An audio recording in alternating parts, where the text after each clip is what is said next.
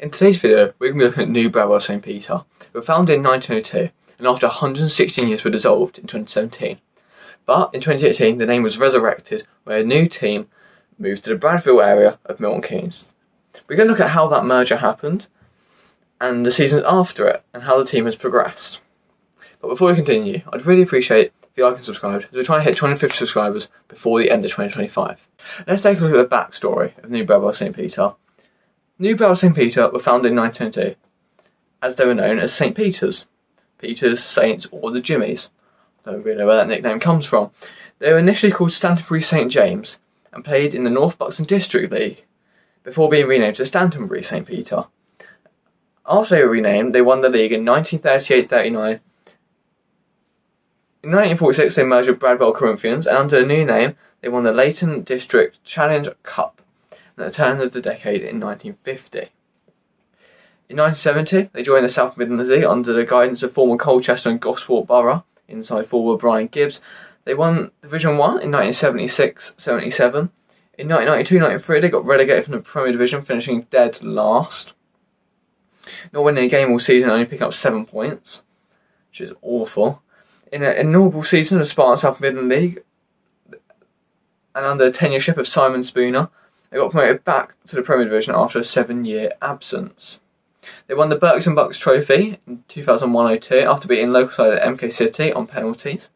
However, they came bottom of the league that season and were relegated, and just 10 years later they were relegated again to Division 2. They were promoted, but after 9th place finish in Division 1, they were relegated to Division 2 for not meeting the FA's ground grading requirements, which are very strict requirements on how a ground should look and what a ground should have, like floodlights, ticketing and a gate, stand, things like that. Although floodlights were installed in 1998, in 2016-17, after a 7th place finish in League 2, the committee running the club resigned and the team folded. The name was resurrected a year later in the summer of 2018 as fellow Spartan South Midland Division 2 side Loughton Manor moved to the Bradwell area and started playing on the same pitch the New Bradwell St Peter did. The club played at Redbridge playing field until World War II, which was essentially a park pitch. It had fairly limited facilities and very marginal room for expansion. After the war, they moved to Mutual Meadow on Newport Road, which, much like their former pitch, was a very poorly maintained, small ground with no real room for expansion. They also moved their headquarters from the Forester Arms pub in Loughton to the Railway Tavern, and subsequently, after that, they moved to the recreation ground on New Bradwell Road in Bradwell, Milton Keynes. It's a very basic setup with a small clubhouse and a medium-sized covered stand, which can fit around 200 people, which is 10% of the ground's registered capacity. After they moved here in 1998, they installed floodlights, which allowed them to play midweek fixtures. And ever since they moved here, they have made very little in terms of improvement, but nevertheless, it's still one of the most respected grounds in Milton Keynes. We're going to start after the season that the initial team folded. We start in 2018-19. This is the first season after New Bradwell St Peter had been formed. The Jimmies finished in 11th place from 14 teams. It would have been 15 teams if Tring Corinthians AFC didn't fold midway through the season. They won 6 times all year, with the biggest win coming against the 6-1 FC, as the Luton side lost 5-0 to the Saints in front of a crowd of just 27. You'll see throughout the video how the attendance numbers gradually increase as New Bradwell St Peter gradually improve. It's two parallel lines. They drew 6 games all season, with the highest scoring draw being a 5-5 draw at home against 12th place Sarah FC on a crowd of just 25. They went on to lose 14 times as well, conceding 75 and finishing on goal difference of -27. The biggest loss was 6-0 away to Unite MK at the Irish Centre in Fenny Stratford, with just 36 people in attendance. The former winners got knocked out 4-2 in the first round of the Berks and Bucks Trophy to Hanslope FC at Castlethorpe Road. Hanslope FC play 2 divisions below them in the Beds and Bucks League. There was just 20 people at that game. In the Division 2 Cup, they lost 5-3 at home to eventual league champions Bovingdon FC at the Recreation Ground in front of just 38. In the Anagram Records Trophy, they lost 5-2 to PFC Victoria in the first round after a 45-minute drive to Carlsberg Stadium, home of Biggleswade FC. They drove back to Milton Keynes after losing 4-1 in front of 600 people in the League Challenge Trophy. The highest attendance is when Old Bradwell played New Bradwell St Peter in the first instalment of the Bradwell Derby, which is one of the most respected derbies in Milton Keynes. You've got the MK Derby, which is Newport Pagnell versus MK Irish. And then you've got the Bradwell Derby, Old Bradwell versus New Bradwell St Peter. In the second instalment, they lost 3-2 in front of 50 people at Bradwell Sports Ground. I mean, Old Bradwell was unbeaten in the derby so far. The lowest tens in the 6-round seed made a 30-minute drive to New Bradwell Recreation Ground and lost 5-0 in front of just 27. This season was a positive start to life for a second time for the Jimmies.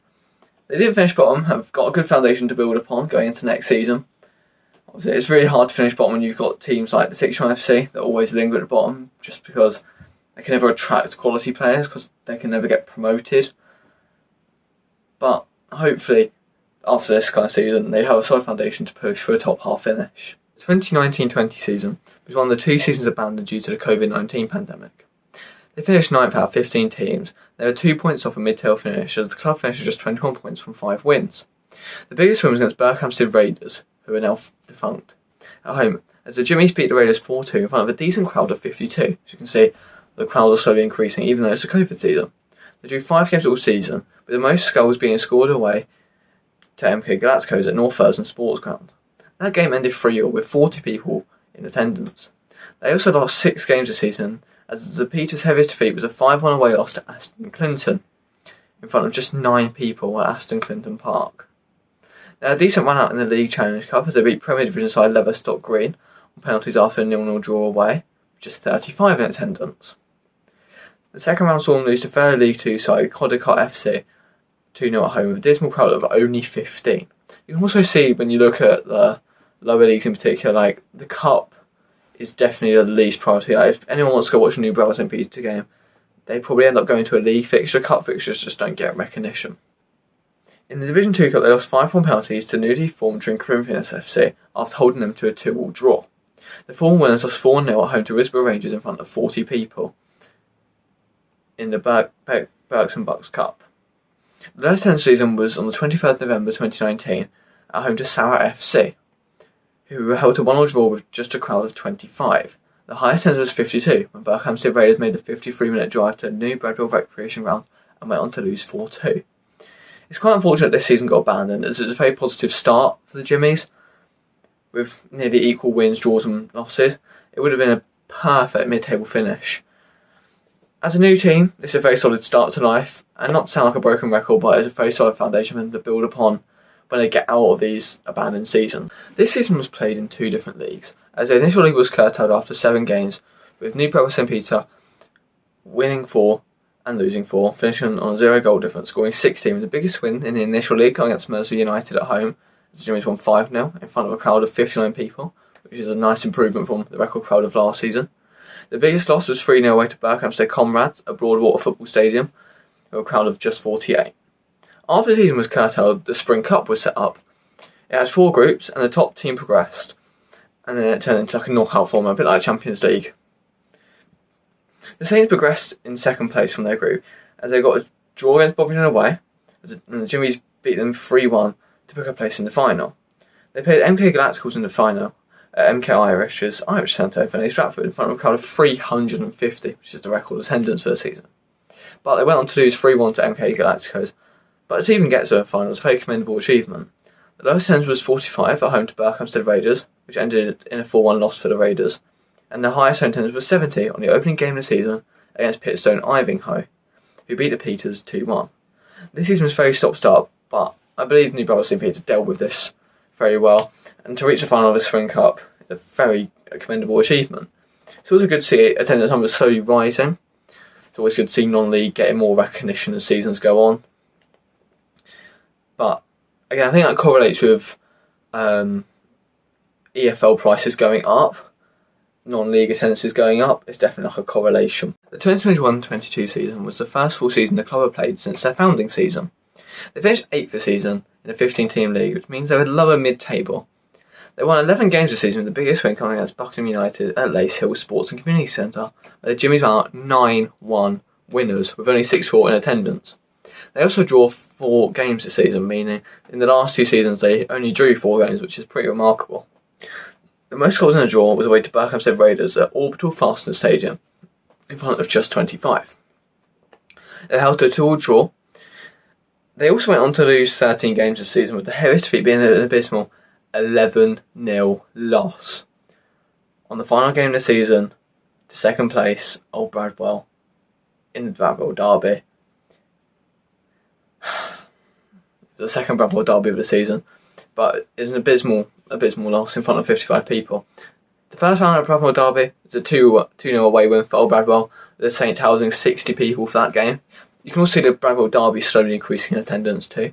They also played a game in the Division 2 Cup, with Old Bradwell winning 3-1 at Bradwell Sports and Social Club, with a top crowd of 78. They had one of their deepest runs in cup competitions this season, as in the Gladwich Challenge Trophy first round they beat fellow victim of the Channel Burton Park Wanderers 2-1 at Bradwell Recreation Ground. And after 2 successive weekends, they played the second and third round, beating Chester 2-1 away, but eventually losing 2-0 to Northampton Silby Rangers at Fernley Sports Ground. In the Berks and Bucks 12th Tree Trophy, they progressed to the second round, beating Prestwood 7-2 at Sprinter Sports Ground. I believe Prestwood played 2 divisions below. But they went on to lose 4-1 to FC Beaconsfield. This season was very successful, but without even winning any trophies, it was just a really good maintaining a strong position in mid-table. This season was similar to a team looking to get out of division, and if I was an old New Bradwell St Peter fan, I'd be very optimistic going into next season that you could definitely push for top 5 maybe. This was a really good third season for the club. 22-23 was an amazing season for the Jimmies, as they achieved their highest league position since 1997-98 when they won the Spartans Cup in Division 1. They came second this season, only being beaten to the league territory by 8 points by none other than their local rivals and fiercest rivals, Old Bradwell United, who finished on 81 points. 2 out of the 7 losses came against Old Bradwell in the first fixture, losing 6-2 to them away with over 220 in attendance. You can definitely see from going from 78 to 220 is like a miles apart difference. And it's amazing to see the Bradwell derby getting the attention it deserves as one of the biggest derbies in Milton Keynes. In the second leg, they lost 2-0 at New Bradwell Recreation Ground, with there being over 200 in attendance. Across both games, there's 420 in attendance, which is more than New Bradwell St Peter got all season combined. In comparison, their lowest attendance was 20, and the 6-1 FC visiting ground got hammered 9-0, with Luke Barrow scoring 7 of those goals. That game was the biggest win this season, with the biggest loss coming against Old Bradwell, losing 6-2. The highest scoring draw was their only draw of their season against Bovingdon at Green Lane in front of just 70 people. They also got a trip to Green Lane Division 2 Cup, where they lost 3-2 in front of 85 people. So that, the cup getting more than the league. In the Gladwich Challenge Trophy, they got to second round after beating Anfield Town 3-0 with just 50 in attendance. And for the fixture at New Bradwell Recreation Ground, but in the second round, they lost 2-0 away at Bell Close to Premier Division side Leighton Town, with 100 turning out for that game. This season was a remarkable season for the club, and without Old Bradwell having an unprecedented league season, they would have seen New Bradwell St Peter in Division 1 last season, but unfortunately it wasn't to be.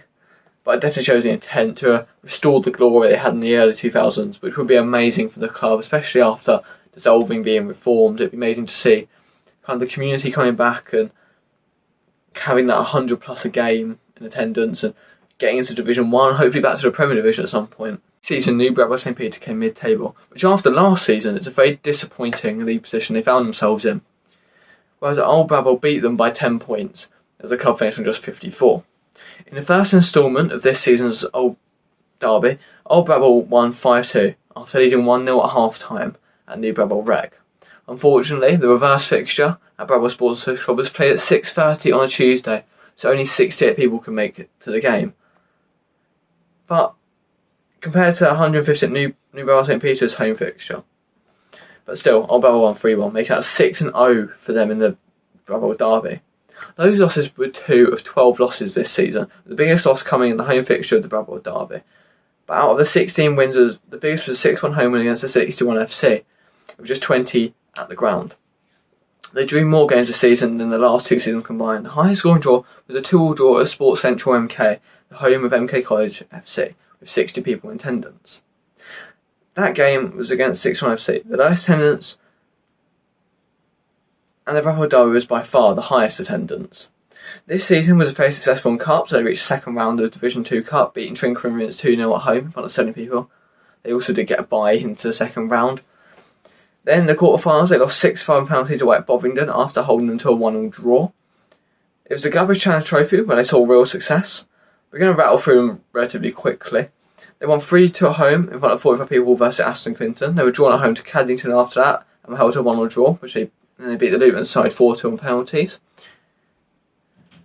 That win secured them a fixture against Division 1 side, Chester United, which the Jimmies won 3-2 in front of just 23 people. But unfortunately, the task of beating Anfield Town was just too big. Even though beating them a season prior, they still went on to lose 6-3 at Anfield Park with a bumper crowd of 232. This season was a big disappointment for the Jimmies after such a high-flying season before. It's a big letdown, but it was the Cup which was the remarkable part of this season. We're writing it's January 2025, and we're halfway through the 24-25 season. And New Bradwell St Peter are top of the table, having not lost a game all season, being one of only 2 teams to be unbeaten. The only other team to do so is fellow Sparks Unbeaten Premier Division side, MK Irish. They're equal in points as second place Tortenay, but Tortenay have played 3 more games than the Saints. They've won 12 games and drew 3, with the only 3 draws being a 1-0 draw against Pittsburgh and Ivanhoe, with 40 people making the outing. They also drew 2-2 at home to Bovingdon, with 7 people packed into New Bradwell Recreation Ground, and their only other draw was a 0-0 on the second game of the season away at Codicott. They won 12 games this season, with the biggest win coming against 6-1 FC, when the Jimmies won 12-0, with a crowd of just 30. Luke Barrow scored 5 of those goals, but he contributes to status as top scorer of the season, with, in just 19 appearances, 30 goals. They also got their long-awaited victory against 13th place Old Bradwell, as the Peters won 2-1 with a record-breaking 340 in attendance, which is the highest ever league attendance, not only for New Bradwell St Peter, but for the whole of South Sparta Midland Division 2. The next time they face each other is on the final day of the season at Old Bradwell. So I'll let you know how that game goes on my Twitter, which you should go and follow. In the Division 1 Cup, they lost 4-1 away at Caddington with over 18 attendance. In the Berks and Bucks County Cup, they lost to 3rd Division 2 side, Milton Keynes College, 3-0 penalties after being held to a 2-2 draw at Sports Central MK. They yet to play a quarter-finals, Glabrish Challenge Trophy, but we can still talk about how they got to that point. They played Letchworth Garden City Eagles in that quarter-final, but in the first round they beat Division 1 side Rushden and Higham United 2-0 with 45 in attendance at home. In round 2 they beat Northampton side Moulton 4-0 away at Brunting Road, and in the final fixture of the Cup they beat Desborough Town 2-0 at home with 60 in attendance. The highest attendance was the Bradwell Derby, and the smallest attendance was when the 6-1 FC came to New Bradwell Recreation and got hammered 12-0. New Bradwell St Peter is a really hard task, as even if they win the league, I'm not sure they're going to go to Division 1 because they might not meet ground grading requirements. But even so, winning the league would be an amazing achievement, especially if they go unbeaten. But losing a game or 2 is not the end of the world, because they would have won the league. That's their biggest achievement yet.